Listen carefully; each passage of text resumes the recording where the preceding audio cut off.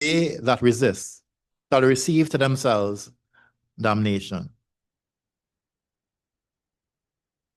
Paul's command is that to every person, he says, be subject unto the government authorities. Government authorities refer to all those who exercise legitimate authority. You know, we have talked in many lessons about what it means to submit. And somebody would say appropriate meaning of submit is here yield. We are going to yield to the government authorities. We yield to law enforcement. We yield to the cities that we live in and the laws that they have. So when so the ordinances and laws that exist in our country says must be followed.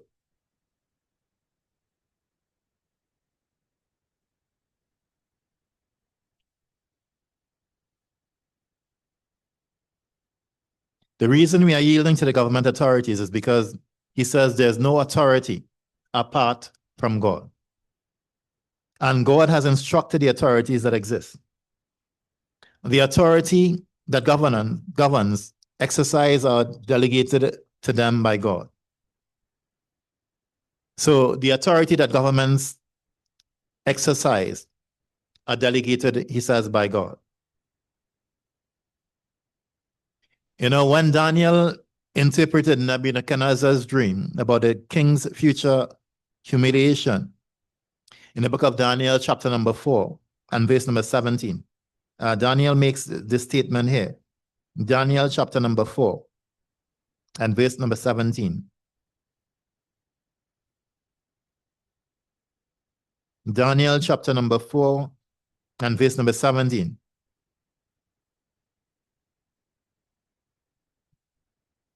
It says, this matter is by the decree of the watchers and the demand by the word of the holy ones, to the intent that the living may know that the Most High ruleth in the kingdom of men, and giveth it to whomsoever he will, and set it up over it the basis of men. So God is always in charge. God is always in authority. God is the one who rules. And notice what he says, that he giveth it to whomsoever he will. And that's why he says we ought to obey those who God legitimately have put in authority. Remember the discussion between Jesus and Pilate just before he was crucified. In John chapter number 19, if you look at verse number 9 to verse number 11, John chapter number 19, look at verse number 9 to verse number 11. John chapter 19, look at verse number 9 down to verse number 11.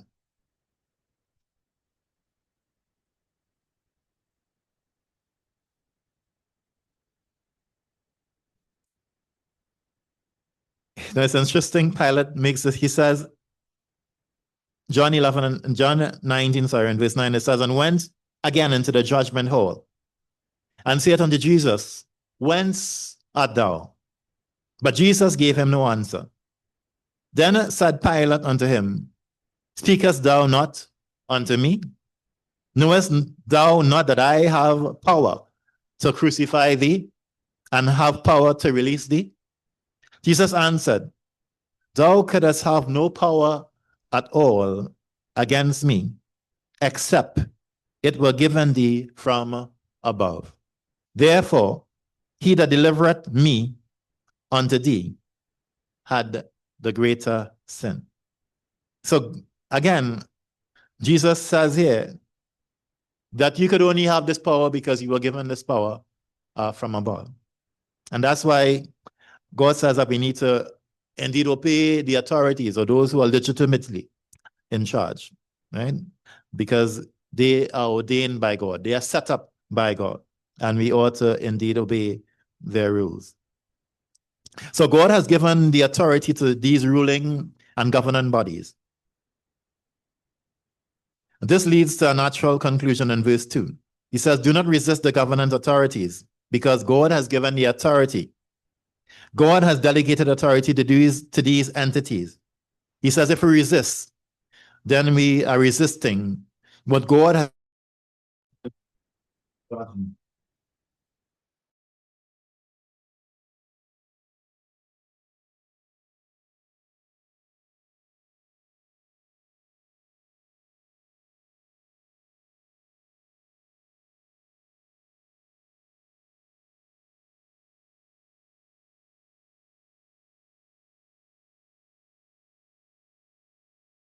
We are to be in submission to the government authorities. And then from verse number 3 to 5, it shows about God's purpose in government. Paul continues that government, if we look back to the text in Romans chapter number 13, it says, for rulers are not a terror to good works, but to the evil. Will thou then not be afraid of the power? Do that which is good, and thou shalt have praise of the same. For if he is a minister of God to thee for good, but if thou do that which is evil, be afraid. For he beareth not the sword in vain, for he is the minister of God, a revenger to execute wrath upon them that do it evil. Wherefore ye must needs be subject, not only for wrath, but also for conscience sake. So Paul says that, or he continues and says that governments are not existing as a terror to good conduct, but really to bad conduct. Government authorities rule so as to be able to deal with those who engage in bad conduct. And that's, I would say, 99% of the times. They do good and do not resist. He says, do good and do not resist the government authorities. He says, and you should have nothing to fear. If you are a law-abiding citizen and you're doing things according to the law of the land, then you really have nothing to fear because you are obeying the government authorities. You're not drinking and driving. You're not smoking marijuana or doing things illegal. You're wearing your seatbelts. So there's nothing to be afraid because you are obeying the authorities.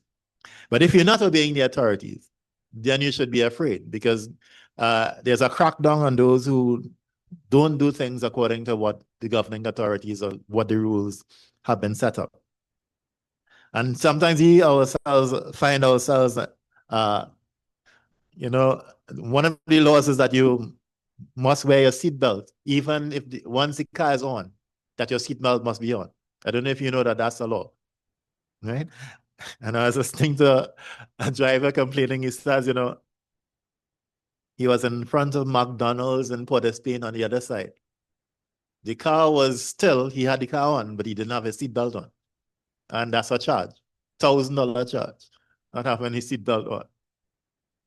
Yes, Sister Eva, that's the law. Once the car is on, whether the car is moving or not, your seatbelt has to be on.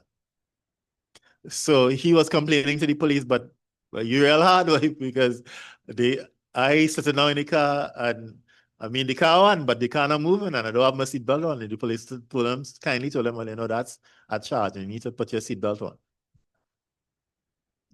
Yeah.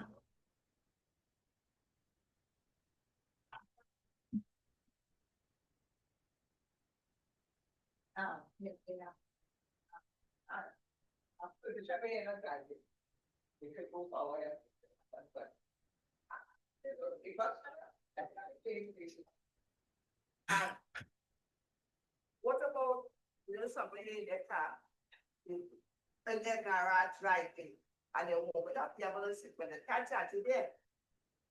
Well, that is not the public road, sister. That's your private, but you could get a warning. You could get a warning, you're supposed to have on your seatbelt when you're driving. That's once the car on, you're supposed to have on a seatbelt. Right? Now, this is not a class dealing with the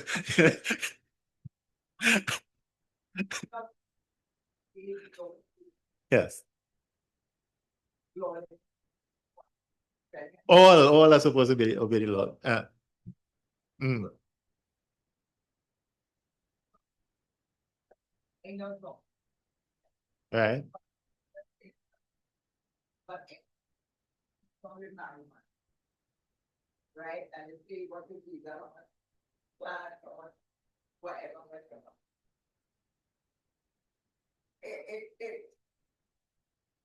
Well, to me that wrong. Right, to the government is right. And right. Right. I mean, that is wrong to me. Right. Because you don't smoke. Yeah. And that was to go around, so, and they say, well, I have 5 now, 10 now. And then the next day I have a 5 and I said I did. And I have 5 and I said, but it will be done really whatever. What happens to us now? Nutrition. Is it telling us that we should have 5 kids? You know, I find that it has some laws that we should not obey. It has some laws that we should not obey. Yes. Right. Example. Okay.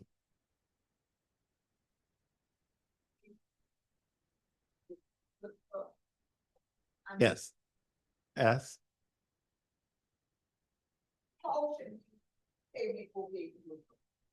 We'll address that before we close today. Right. But to put it in a nutshell, once the law doesn't obey the law, doesn't go against the law of God, or if it goes against the law of God, then we can't obey. Right? That's the long and short of it, right? But I mean, you're saying that you're saying it, the seatbelt, for example, not wearing the seatbelt when the car is on. Right? I mean, you're saying that doesn't make sense. You know, people have been killed in cars that are still.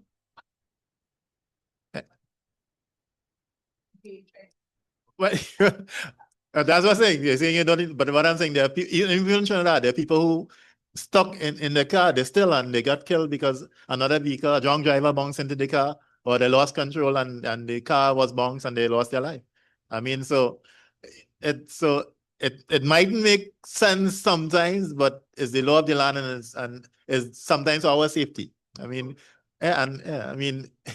so it may not seem sense that the car on and I'm moving it. I shouldn't have on the seatbelt, but it could save lives. Right? That's a serious work. Yeah. Everything. Yeah. Yeah.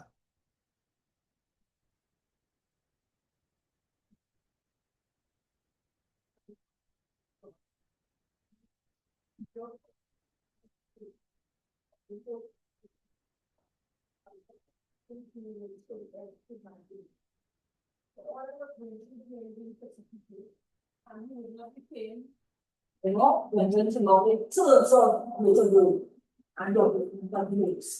know something the car. My whatever the content, another whole different extra value. It doesn't help us when the people see it.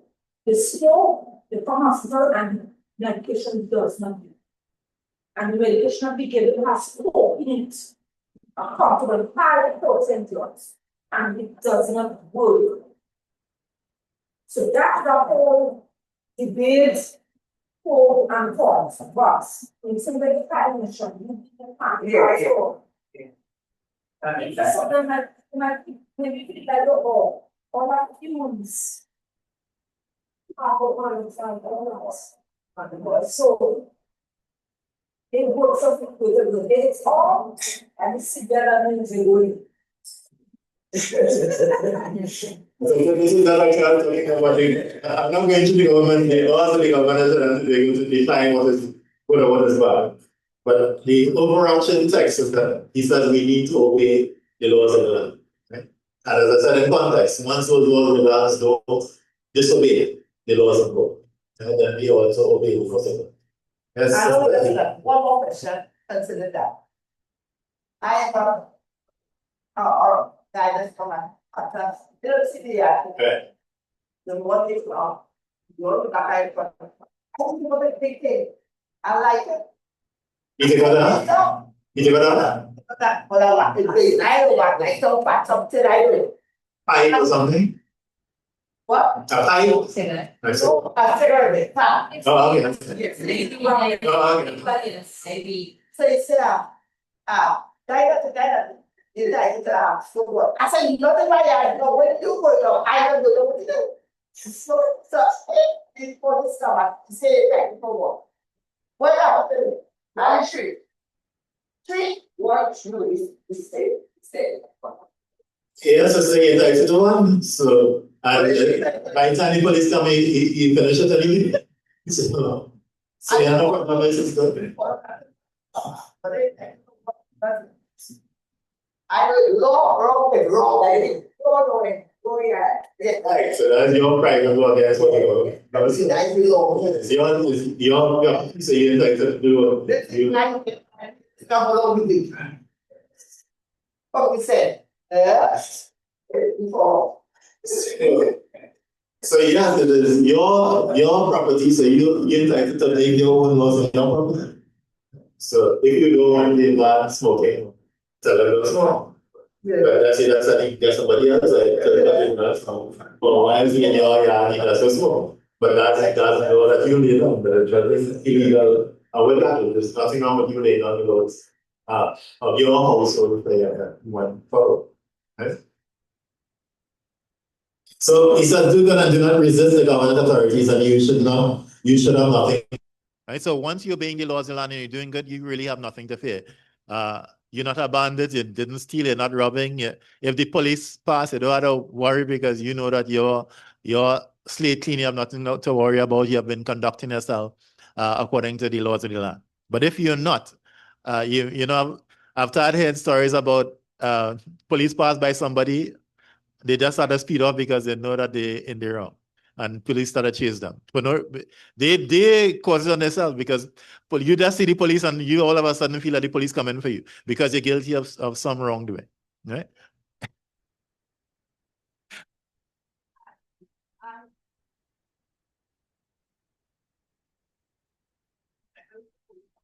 Yeah. Once there's somebody for my, Yeah. like I was doing something, but you don't know why back inside. What do you do? Because you do something wrong, sister. No, you just ask what do we do? Well, No, I didn't want to talk to your sister. Well, that's right. They come out and ask you, Michael, if you're looking for me. no, then I will start. But the life is so different all and I think so. Yeah, because they go and ask what yeah, I go because the go with answer. Say you put that.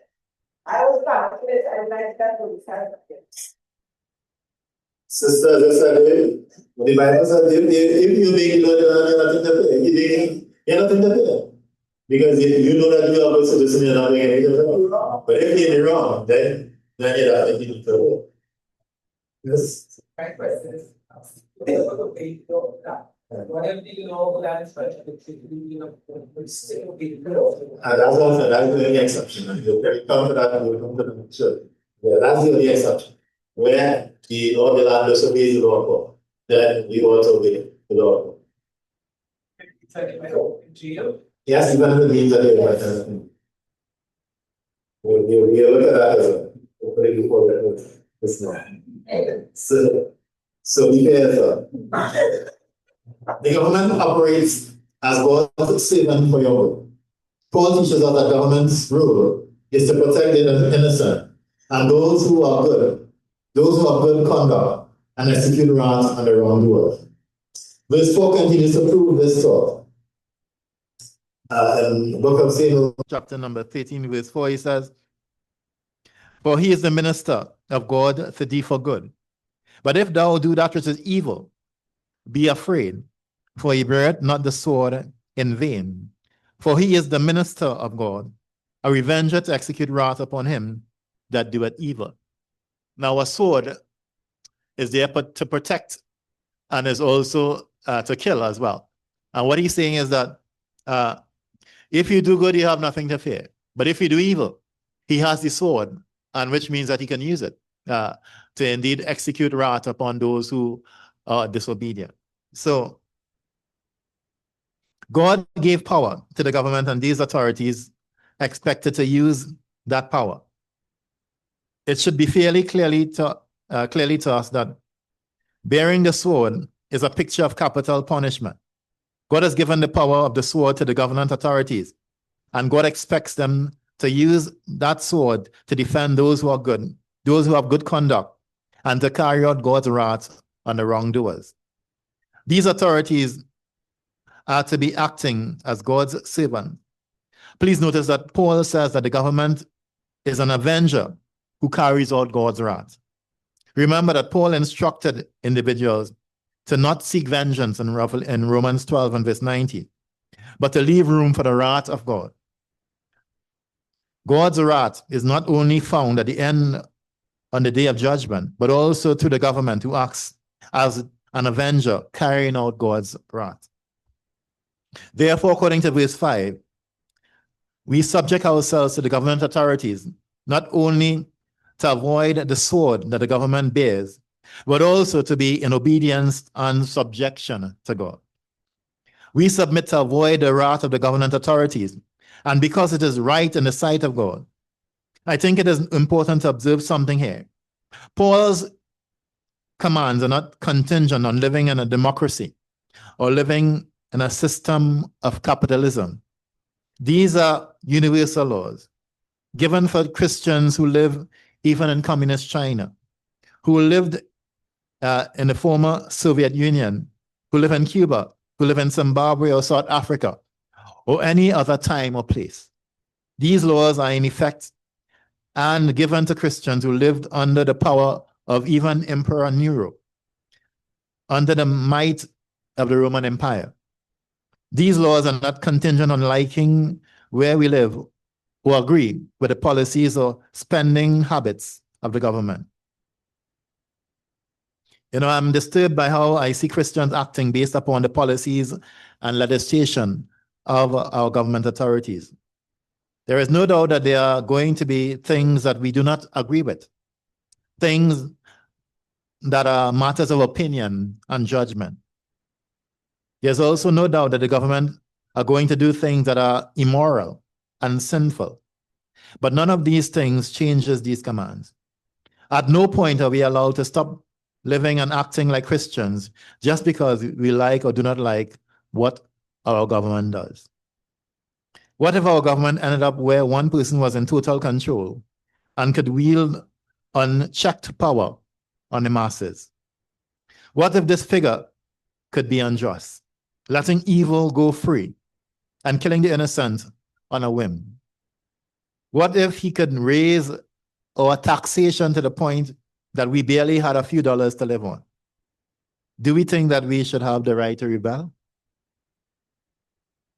What I have described is the condition of the Roman Empire in the 1st and 2nd centuries. Paul wrote these words under those difficult times. We must stop thinking that these commands are for us when the government keeps to the Constitution or keeps to what we think it ought to do. Paul commanded submission to the government authorities, whether we like who is in charge or the policies and the government and that the government enacts. And then finally, in verse 6 to 7, he says, Romans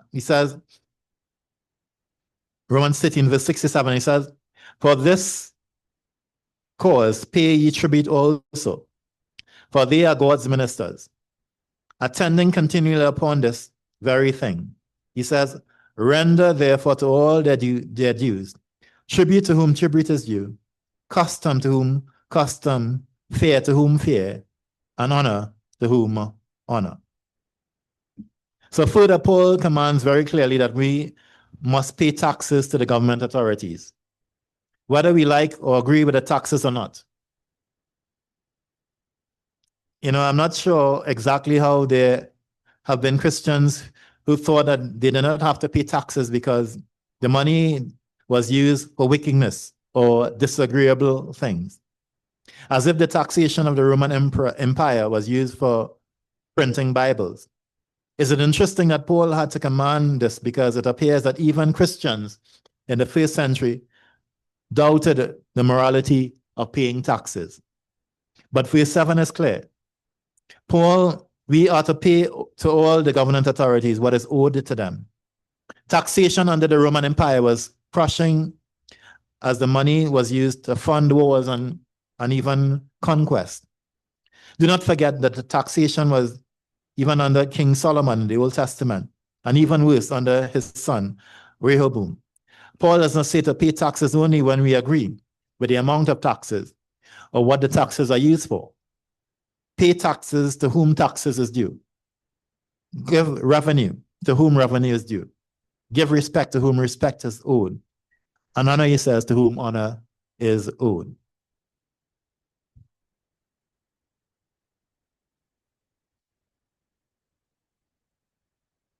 In the book of 1 Peter, chapter number 2 and verse number 17. 1 Peter, chapter number 2 and verse number 17. 1 Peter, chapter number 2 and verse number 17. He says, honor all men, love the brotherhood. He says, fear God, and he says, honor the king. So yes, honor everyone, he says, all men, love the brotherhood, fear God, and he says, honor the king. So civil disobedience. Fine, let me return to the thought of civil disobedience before we close. We noted that Paul does not qualify these commands. He says we are to submit to all the government authorities because they are given the authority by God himself. However, the examples of followers of God disobeying the commands of the government. It would be reminiscent to not note these instances. We know that Rahab resisted the commands of the government to turn over the Israelite spies. We know that the Hebrew midwives disobeyed the commandments of Egypt to take the male childs that are born and throw them into the river Nile. In Acts 5, the Sanhedrin, a government authority of the nation of Israel, gave this command and the following response by the apostles. In the book of Acts, chapter number 5, look at verse number 28 and verse number 29. Acts chapter number 5, and look at verse number 28 and verse number 29.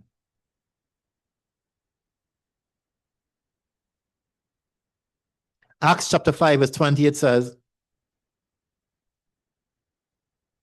in verse 27 it says, and when they had brought them, they set them before the council, and the high priest asked them, saying, did not we straitly command you that you should not teach in his name?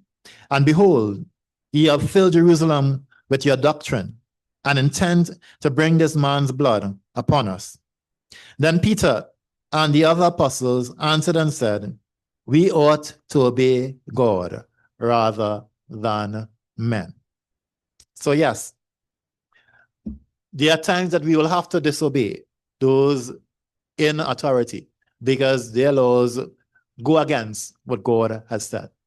And we just need to be prepared for what the consequences will be. It could be jail. We just need to be prepared for what the consequences will be. Because we did a lesson looking at Hebrews chapter 11, and we saw those heroes of faith and what they faced.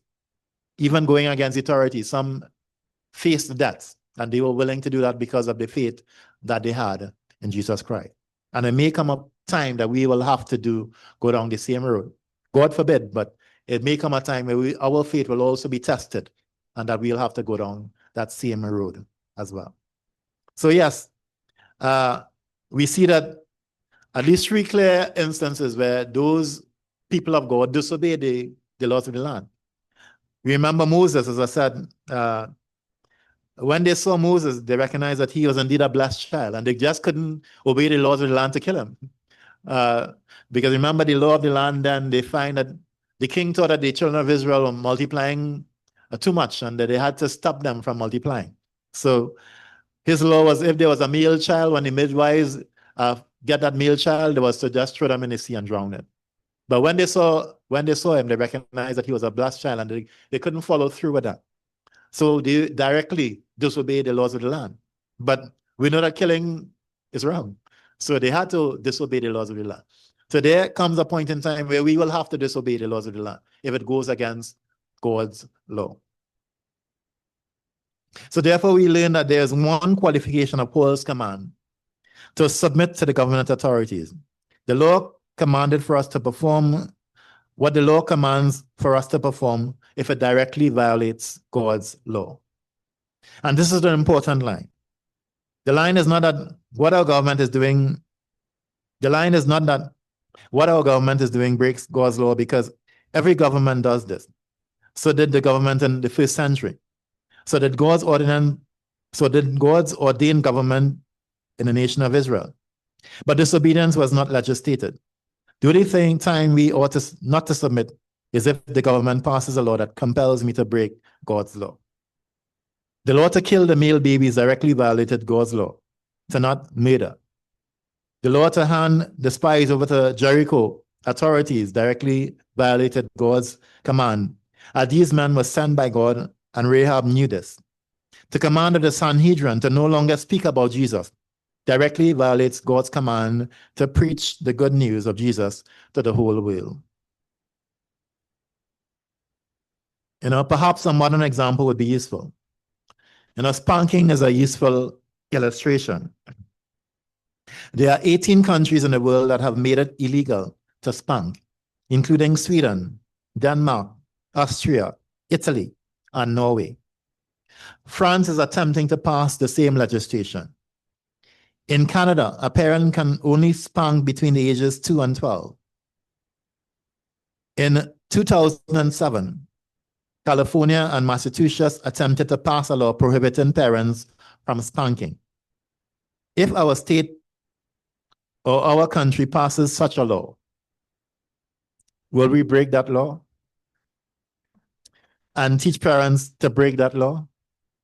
At risk to myself, we need to do as God commands. Because the Bible says in Proverbs 13 and verse 24, whosoever spares the rod hates his son, but he who loves him is diligent, he says, to discipline him. In the book of Proverbs 22 and verse 15, it says, folly is bound up in the heart of a child, he says, but the rod of correction, he says, will drive it far from him. And then, of course, in Proverbs 23, verse 13 and 14, it says, do not withhold discipline from a child. If you punish them with a rod, they will not die. Punish them with the rod and save them, he says, from death. So the rod and reproof give wisdom. But a child left to himself, he says, bring shame to his mother. And that's Proverbs 29 and verse number 15. So what is the conclusion? Submit to all government authorities because God has delegated power to them. Governments have the right for capital punishment, to execute wrath on wrongdoers, and to protect the innocent. Pay taxes, respect, and honor these authorities.